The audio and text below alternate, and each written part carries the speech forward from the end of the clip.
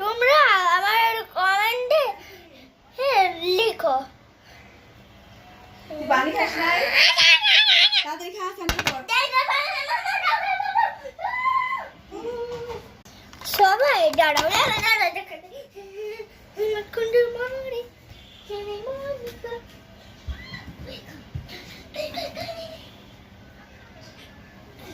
বন্ধুরা